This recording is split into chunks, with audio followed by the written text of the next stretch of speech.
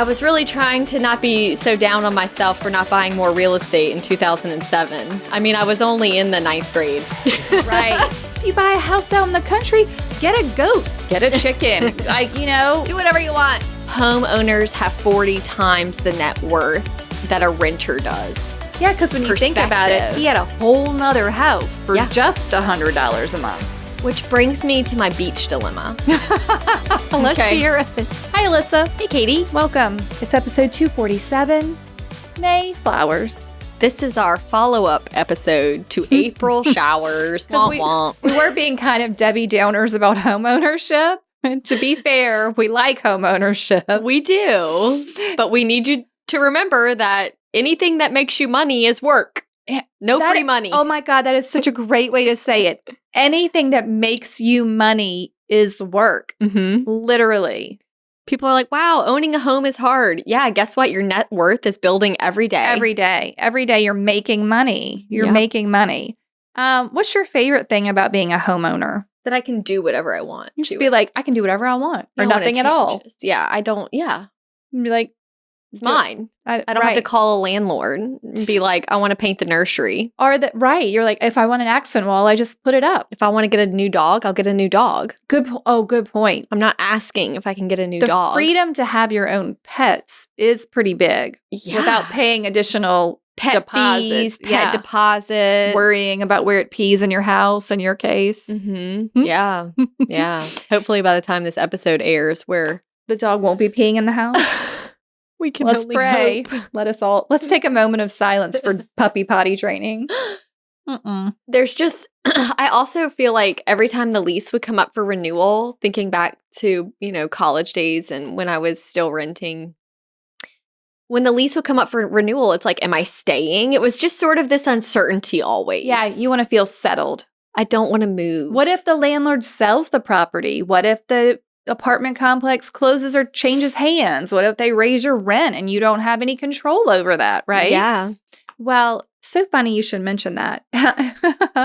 In college, so I grew up in the house that I grew up in. I was there since the age of 3 all the way through graduation. Same house, right? So I'm not like an expert mover. When I went to college, like every 6 months or so, here we are, moving again. We didn't like that apartment. We're here. We're doing this. I'll have to go back and think where I lived. I probably couldn't count the number of addresses I had between the age of 18, college starts, and, now, right? Mm-hmm.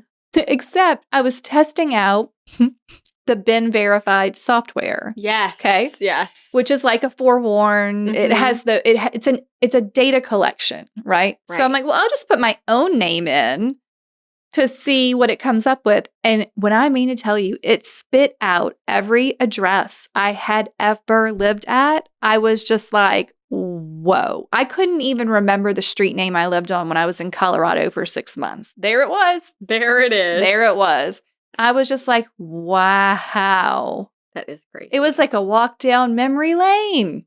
Yeah. But like, you're right. Every time your apartment lease comes up, you're like, well, what am I going to do? It was much easier to move then because it was like just your bedroom pretty much, Right. What, you have kitchen stuff? Yeah, a little bit. You did some stuff. Yeah. Right? Just moving as an adult and, kids and pets, it was just. No, we're supposed to be on the ups now. Oh, yeah. Up sorry. Bring it back up. Moving is not fun. That's why you should just own. You stay put longer. Stay there. Put down your roots. Because what's the average? 7 to 9 years people stay in their homes. I think we're and at 10. Climbing. Yeah, we're at 10 now. Higher and higher. I will say this. I'm not adverse to moving. Like it's not fun, the physical part, but I like the change. The finding a new place is fun, and we've built twice. So, hey friend, we just wanted to pop over and remind you of all of the freebies that we have on our website at hustlehumblypodcast.com/resources. There are quite a few on there. They work for buyers and sellers, for your business, all different things you might need, and all for free. Alissa, which one is your favorite? My favorite freebie is the due diligence checklist. Oh, that's a good one and so impactful for your buyers. It's a great email template. It's a really good one. My favorite is probably the staging checklist. I want my sellers to have those houses looking good. Yes. So head over and see which ones you would like to download or get them all. Enjoy. When we went to build this house, I'm like, well, we'll just keep doing that. Every 2 years we'll build. Because why? Owning a home and building it yourself is you can get tons of like sweat equity. It's almost like flipping. Yeah. Right? Yeah. So I'm like, this is a great investment plan. Yes. We will just build, live there for the 2 years so that we don't have to worry about capital gains. Mm-hmm. And then we will sell and make the money. The first house that we built, we sold and made $100,000. Awesome. If we had stayed a few more years, we'd have made even more than that. Even more than that. Yeah. But we moved here and I'm like, we'll live here for 2 years and then we'll sell it and make another chunk of change. It'll be so great. I'm still here. Well, it's a great spot. 10 years later, along with every other average citizen who's staying in their house 10 years because we love our lot. We love our location. We love our neighbors. The neighbors are what really, I'm like, oh my God, you don't know who your neighbors are. And when you get, I know everyone's name on the whole street. Mm-hmm. And we hang out and like they would be able to be like, hey, do you need help with this? Or, I mean, like, I can't tell you how many times in a week, you know, someone's like, can I borrow a ladder? Can I do this? Hey, do you want to come over and eat? Like, what are you doing tonight? Hang out on the driveway. Like, so I couldn't leave. Yeah. So I really love owning this home. Mm-hmm. I mean, it's still increasing in value, but it's not expedited in a flip style. Well, when you said how much you made after building your own home, I think that was a good reminder that, you know, being married to Jay, he knows how to do that. So that is a way, if you do it yourself, to earn money quickly, like a lot of money. In a typical situation, when you live in a house for 2 years and sell it, like a resale, you're not making that kind of money. It truly was sweat equity. It was as if we bought a house that needed renovations and lived amongst the renovation, right? Mm-hmm. It was just different because it was new construction. Mm-hmm. But if you buy a house that you're going to renovate, same thing. You can make some of that, you can make a lot of that money back. Mm-hmm. And you can enjoy the property even more. I think if I was single, I would probably be moving into different houses to renovate them and then just move every 2 years. Yeah. I'm pretty minimal. I could do that. Right. If I didn't have to take into account like Tanner and kids and things like that. Well, the nice thing about being a homeowner is that's an option. Yeah. You can stay as long or as little as you like. It reminds me of, so there's an agent in my office who is semi just does her own stuff now. Mm-hmm. But back in her 20s, she was a single mom figuring it out. She's older now. So like this was like, there weren't that many single moms back then. It wasn't as accepted. She was having to make it work. Right. Figure this out as a young woman with kids on her own. And she said that her motto still to this day is like, never sell your real estate. Oh, always keep it. So she always keeps it. So every time she moves, she would just keep her, like she started off in a little townhouse and then she got this tiny little detached house, but she kept her townhouse and rented it out. And then when she could upgrade, she kept the tiny house. She got up to like 60 houses, 60 pieces of real estate that she owns. Wow. And now she didn't move into all of them, but as she was building her business and making money, she started making her own investments into them. Yeah. Like come across a good deal. So she was like, oh gosh, I own everything from a small garage studio thing that makes $800 a month all the way up to like a bigger home that I could rent out for $3,500 a month. Wow. And everything in between times 60. And then over the course of 50 years that she's been doing this, they're paid off. Yeah. But she also manages them herself. Wow. I showed one of her rentals one time, and when I got there, she was there sweeping. You were like, what? I was like, what are you doing here? Oh, well, I knew you were showing it today, and I just wanted to make sure it was tidy. And she was like talking to my guy, and she was like, you know, she also keeps a storage rental for anytime there's an extra fridge that a seller or a buyer doesn't want. Anytime there's an extra washer dryer. Smart. So he was like, oh, well, you know, this one doesn't have a washer dryer. She's like, I could get you one if you need one. Just let me know. I'd be happy to. She's just the most laid back person. I love that. And I'm like, how can you be so laid back and own 60? But what I loved about her perspective is she said, you know, my family, like growing up, we had like lost some stuff in the stock market. I saw my dad be so stressed out, checking it every day. And at the end of the day, when it crashed, he was left with like a piece of paper that said nothing. Like you don't actually have anything there. She said, even if the housing market crashes, I have this physical building. Here it is. She said, I could bake bread in it. She could. I could do anything I want with this structure. I'm not left with do housing markets crash? Sure. Yeah. Do they come back? Sure. Yeah. But no matter what happens, I have this. I own this. It has value. It has value to it. The item has value. Yeah. Even if there's a crash. Right. I love that. So building equity. Yeah. I love those memes that talk about, it's like the old people doing like the dance. And it's like, the old person that just sold their home that they never renovated or updated ever, and they bought it for like $40,000 and kept it for 50 years and just sold it for $400,000. Right. They're just like, and it's like pictures of like the wallpaper, and then they're like, never updated it, never touched it. Didn't have to. And I thought that was a good reminder too, when, she was talking about never selling your real estate. Yes, real estate is appreciating. Speaking in general terms, okay? Are there situations? Sure. But even if you kept a house for imagine if you kept a house for 40 years. That's a long time. How much it would appreciate even if you did nothing. Oh, yeah, for sure. Like I just sold a house that had been neglected. It was her childhood home. Her parents owned it before she was born. She's now an adult and has kids of her own, but her dad passed away, and like towards the end, he was just letting everything go. This house needed repair. Yeah. I'm thinking, do we tear it down? I don't know. But we still sold it for like $190,000.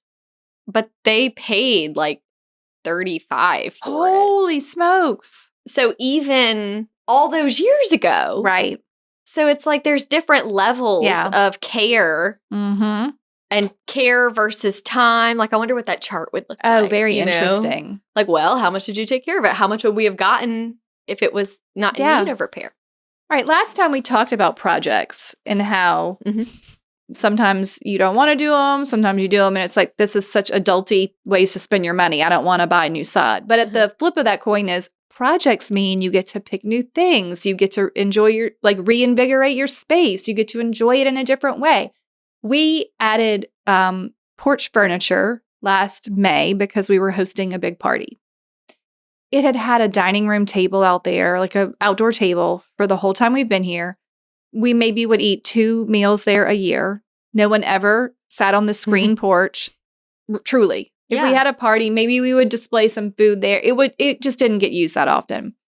We decided Jay has always wanted the hanging egg chair. I love those. It's just like his dream. I think he had one when he was a kid. So we get 2 egg chairs, we get a couch, we get rid of the dining room table completely, and we set it up like an outdoor living room. Yeah. Rug. The TV was already out there. The rug, the chairs, we get I pulled down my staging coffee table. From the attic? From the attic. And I was just like, we'll put this one out here. And it looked like a whole room. And the kids go out there every single day. Jay will go drink his coffee in the egg chair. I mean, we have eaten meals out there. We've watched TV out there. We've watched movies out there. Like, I'm a huge fan of the egg chair. No, it's so great. It's so great. But that's just something, you have that ability to change your space, to use it in a different way. You can change a bedroom to an office. You can do whatever you want in your house. And I think that when the project is finished, you just appreciate it so much more because of the work that you had to do to get it how you wanted it. It's not like you just snapped your fingers. When I look at my home, I feel a feeling of love. It is an entity in our family, right? Yeah. Like having a home that you love or that is stable, a place you go, especially if you're like a homebody, it's a place you go back to. If it's a place that you like to work or be or spend time or have friends over. Like, it's just so nice that you have that space. If I was renting a 1-bedroom apartment with, no dining room table and no island, how would I even entertain people? Right. Like even a few people. Now would be you have this harder. whole extra room. Yeah. But it's just owning a home means you have so many options. Mhm. And at the end of it, you're enjoying whatever you've done. Yes, and it will help your resale. Okay, do you want to hear a couple of quick stats? 26% of people in our 2023 buyer seller report said the primary reason for purchasing a home was the desire to own a home of their own. Wow. Okay, wait for this. For first-time buyers, that number jumps to 60%. They're just like, can I just get something of my own? Yeah. Like, I don't want to be told what to do. I want to make the rules within my home. Mm-hmm. Now, if you're in an HOA, then it's different because you do have some rules you have to follow. But if you buy a house out in the country, get a goat, get a chicken, do whatever you want. Build a windmill. I don't do whatever you want. Yeah, it's yours. Do whatever you want. Mm-hmm. And no one's going to make you go away as long as you pay the mortgage or you own it outright. It's just like it's yours. Yeah. Okay, what are some of your other favorite things about home ownership? Well, in the 2022 Federal Reserve stats, they were saying that the net worth of a homeowner is $396,000 on average. $396,000. Let's just take a reminder that your net worth is you take everything that you own, a car, a house, any other asset that you have, and then you subtract all of your debt. So if your house is worth $300,000 and you owe $200,000, your net worth is $100,000. Right. Okay. So the Federal Reserve said $396,000 is the average net worth of a homeowner. Of a homeowner. A renter in the same year had an average net worth of $10,400. I mean, that's a big difference. A huge difference. And they're saying, sometimes you hear people say, oh, well, so much of your mortgage is interest. Well, all of your rent is going to someone else. At least with a home, even if you're just staying in it, staying put, that mortgage principal is going down. Even if it doesn't gain value, ever so slowly. At the same time that real estate appreciates. So even though that is just a slow game, eventually they pass each other and you have equity. A lot of it. And that's without trying. These aren't flippers that we're talking about. Yeah. These are just people that bought a home at some point and just lived there. Interesting. And had a home. Yeah. So even without doing anything, as long as you are paying your mortgage, you are ahead. And so that was the Federal Reserve quote. The National Association of Realtors just made a statement that said homeowners have 40 times the net worth that a renter does. 40 times. Yeah, which is about how the math works on that. You're right. So 10,000 to basically 400,000. So it's just holy moly. Very interesting. Okay, that's very interesting. What is your favorite place in your home? I just love being outside. And I love my porch swing. So just being in that space is good. And then, I love my bubble bath. And I love being in bed. Good night. Good night. Good night. I know. My back porch is definitely my favorite. Yeah. We go out there and throw the ball to the dog. Right now, we're revamping the front entrance. So it looks maybe so good. I'll sit out there. Yeah. Look at my fountain. My office is probably one of my favorite rooms in my house because it's just mine. I also wanted to share a different view on investors. Okay. I have some clients who just bought a new home and we were planning to sell their old home after they got settled. They did not have to sell it to buy. They were going to sell it, get their equity, put it into their new home as a recast and lower their monthly note. Right. Well, after doing the numbers, it was only going to save them $100 a month to recast. And he was like, my interest rate on the old home is so low. Our monthly note is $1,300. Maybe we should try being a landlord. And their question to me was, how much money do you like to make on your rentals? And when I was new, it was much easier. I could make, back in 2011, 2012, I could make $700 a month. Yeah. Between what the payment was and what I could get for rent. With interest rates and values and everything being more expensive, like that is closing. And I like to keep it at around 300, clear 300 after paying off the mortgage and everything. But I have investors that some will buy houses even if they're breaking even. Just flush, yeah. And at first I was like, why would you do that? And he said, I have a job. Mm-hmm. I don't need this for monthly income. I'm just buying it to let somebody else pay off the mortgage. That's a long-term investment. That's a long-term investment. Mm-hmm. I think in one of his better investment properties that is in a better location, he pays $100 a month. Interesting. So, but he's like, it's going to be worth so much more that I'm not doing it for that. Yeah. I'm fine to own a house and pay $100 a month. I thought that's a really interesting because when you think about it, he had a whole nother house for just $100 a month. Right. Maybe one day he can get the rent up a little bit. He could do that now if he wanted to put some money into it. Mm-hmm. But he's like, my tenant's happy, not picky. So I'm not going to. Right. Leave it the way it is. I'm just going to leave it. And maybe when they move out, but I thought most people would think, you pay? That's crazy. But to him, he's like, I have a whole house for $100 a month. Right. That also seems crazy. Yes. Like, wow. So it's all about how you're thinking about what do you need this for? Yeah. Hey, are you new here? Make sure you head back to episodes 1 through 3 to hear the foundation and the heart of Hustle Humbly podcast. Hearing these first 3 episodes will help you to get to know us more and will better frame any other episodes you choose to listen to. Looking for a specific topic? Head over to hustlehumblypodcast.com/categories to find exactly what you need. Enjoy. My dad told me that when he was much younger, he somehow acquired some apartment buildings that were going into foreclosure. Interesting. But they were like sort of living off of the rental income. That would be a different situation. Yeah. You can't own these homes. Like that wouldn't work in that situation. In my investor situation, he had a very good job. Yeah. He wasn't banking on that $300 a month from this investment property to pay his bills. Right. He was just letting somebody else pay all of the mortgage and interest. Interesting. As interest rates have been higher, I am seeing more investors acquire that mindset. Just to start now. Mm-hmm. What do they say about a tree? The best time to plant a tree is they say that, the best time to plant a tree is 5 years ago or 10 or 15 or whatever you want to say. The second best time is today. Which brings me to my beach dilemma. Let's hear it.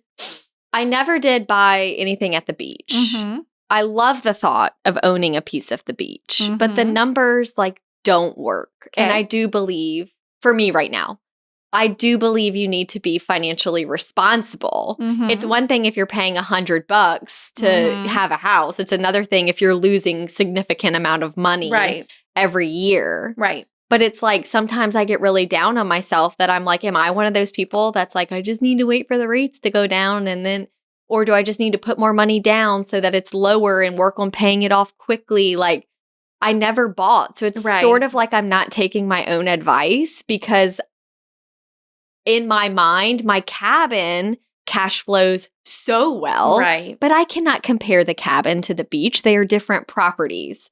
Different price points, different insurance. Insurance at the beach is much higher than insurance at the cabin. Right. But then it's like, here's my question. Why are you so focused on it being at the beach? Why don't you just buy a second cabin and use the money to pay for more vacations at the beach? Well, you can't get cabins for what I paid. Agree. I'm just saying, you could buy real estate in Iowa or anywhere and use the rental income to pay for the beach. You could buy a whole apartment complex in Wisconsin, anywhere. It doesn't matter where it is. I know. And then you just take the money you're making, and that's your earmarked as your beach money, and then you go to the beach. I know. It's just so many different ways to do it, I love the idea of owning a piece of the beach. That's your happy place. You want to go there whenever you want. But then it's like, there's 60 million things for rent at the beach, right? At Yeah. any point in time, as long as you have the cash, you could technically go. I feel like, too, with Jay being so handy, like if you owned a place at the beach, when y'all go as a family, because you own it, you could be like, Jay, we need to paint this wall. Jay, or like, we need to fix things. flip a property at the beach and keep it, like renovate, that would make more sense to me. Yeah. But I don't think we can solve your problem. I know. I just thought it was interesting that this is my current dilemma, that I never made any moves on. And then I feel like the moment sort of passed me by. It won't. It will come back. It'll come back. And I'm just kind of waiting to see what happens. Yeah, you just being wait. mindful. Look, it's never, I guess the point was, it was never a bad, here's your April, your May shot, your flower. It's never a bad time to invest in real estate. Right. It's like, just like the tree. The best time to buy a house is 10 years ago. Right. And the second best time is today. The meme that's like, sorry, I've been really into memes lately. Let's hear it. The meme that's like, I was really trying to not be so down on myself for not buying more real estate in 2007. I mean, I was only in the 9th grade. Right. Like I couldn't. Right. But that was the time. Imagine if you would have bought so much property. Yeah. And then sold it in the COVID madness. Yeah. Like imagine. Mm-hmm. Oh, I know. What else do you love about home ownership? What are some of your other favorite things? I like, having a home base, even if you are someone who travels a lot, or like just your space. Like all of your things are there. Again, we've already talked about being able to change it, having that pride in ownership, meeting your neighbors, like being part of a community. Like it does give you some grounding in life. Yeah. Right? I like the idea of it being your home base. Like that's just where we go. Yeah. I have a hard time. Like when I moved from our house before this one to this one, I had a hard time. You did?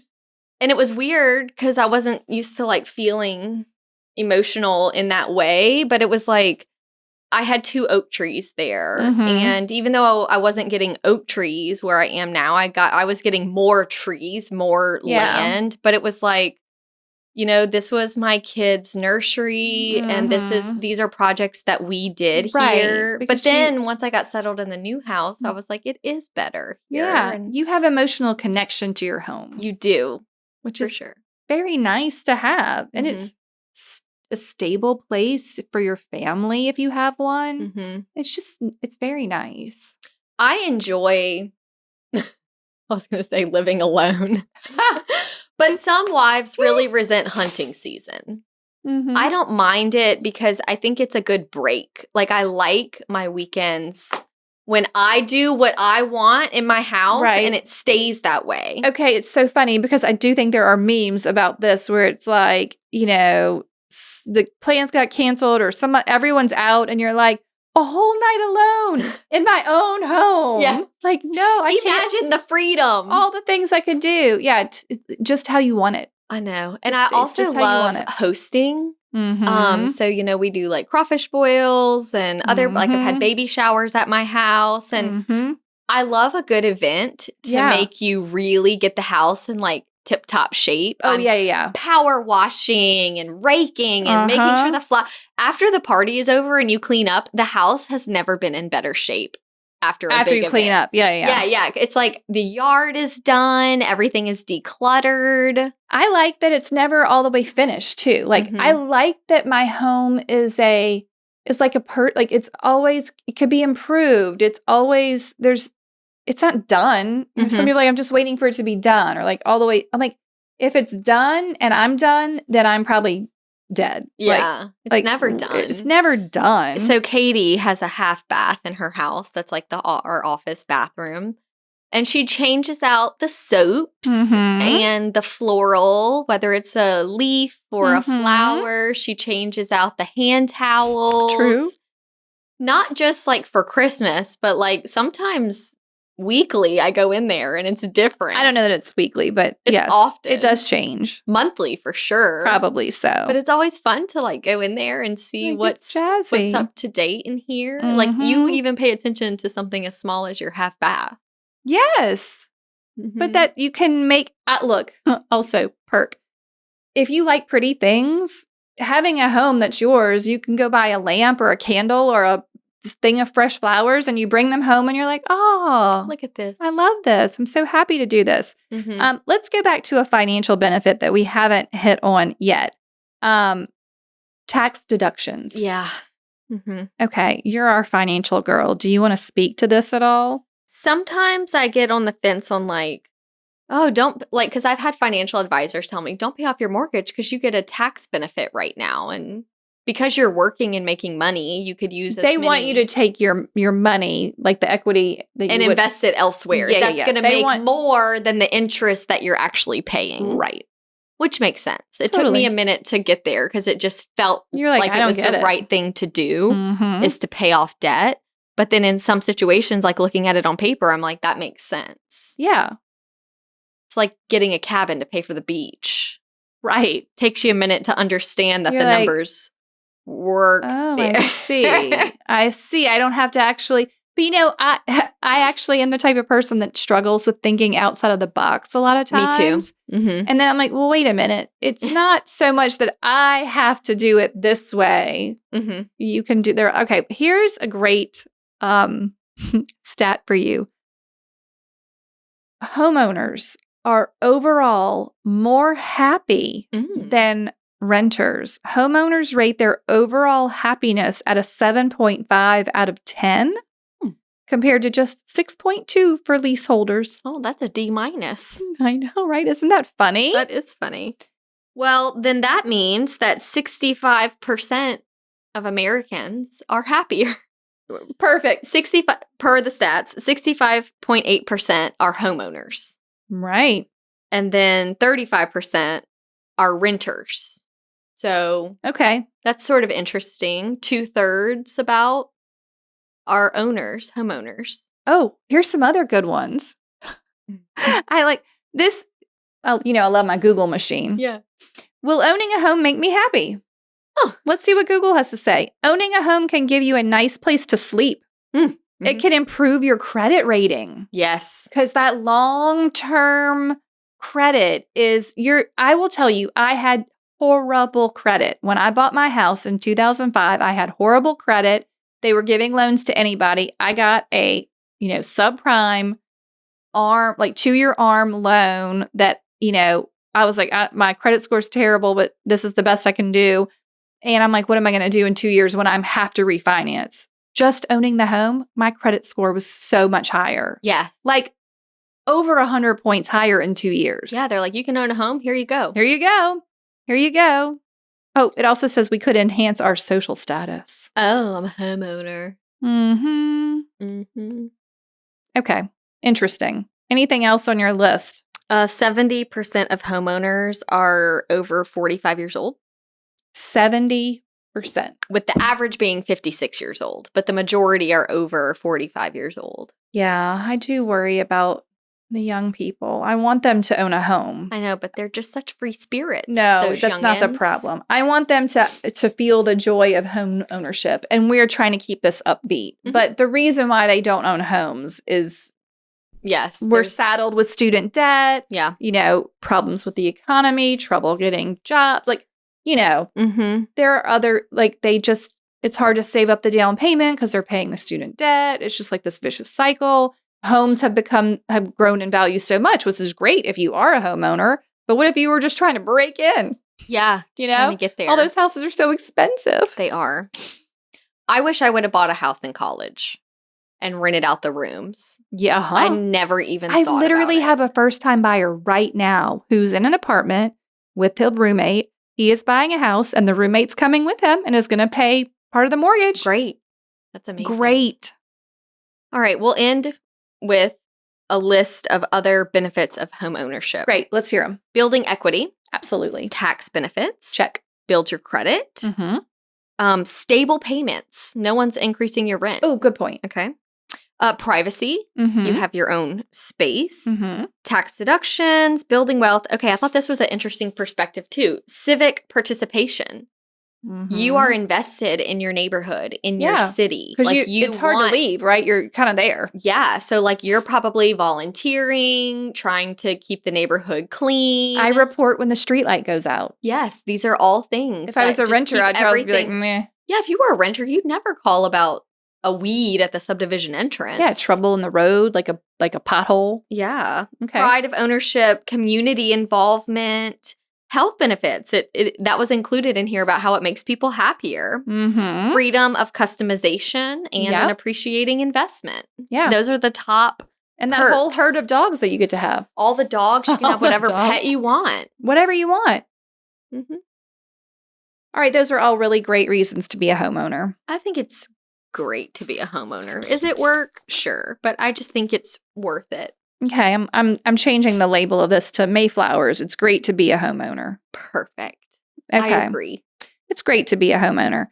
Okay, are you ready for the toast? Yeah. Awesome. This toast comes to us from Yvette Griffin Oh, yay. to Connie Kyle. Oh, perfect. Do you want to tell people who Yvette and Connie are? Connie Kyle is my broker over at Ladder and Bloom, and Mhm. Yvette is an agent in my office, and she is a big attendee of the Monday morning meeting with Oh, me. yeah? So we've just become friends.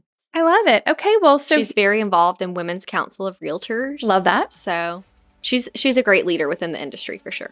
perfect. Well, here comes a toast from Yvette to Connie. Fun. Okay, bye, y'all. Hi, this is Yvette Griffin, and I am toasting from Anaheim, California, but I live in Baton Rouge, Louisiana. And this toast goes out to Connie Kyle, the most amazing broker. I am attending classes on buyer rep agreement, and I couldn't be more prepared. Thank you so much, Connie Kyle, for always equipping us and for bringing this to us 2 years ago, and for having us ready for this changing environment that's happening right around us. Connie Kyle, you are amazing. Thank you, Alissa, for being an amazing example of how to be an awesome agent. Thanks again, Alissa and Katy, and love you much, Connie Kyle. Thank you so much for tuning in to the Hustle Humbly podcast. If you enjoyed this episode, please go to ratethispodcast.com/hustlehumbly and leave us a review or drop a comment if you're listening on Spotify. If you have an episode topic or someone you'd like to toast on the show, please email us at team@hustlehumblypodcast.com. Find us on social media at Hustle Humbly Podcast. Don't forget to find all of the free resources at hustlehumblypodcast.com/resources. See you next week.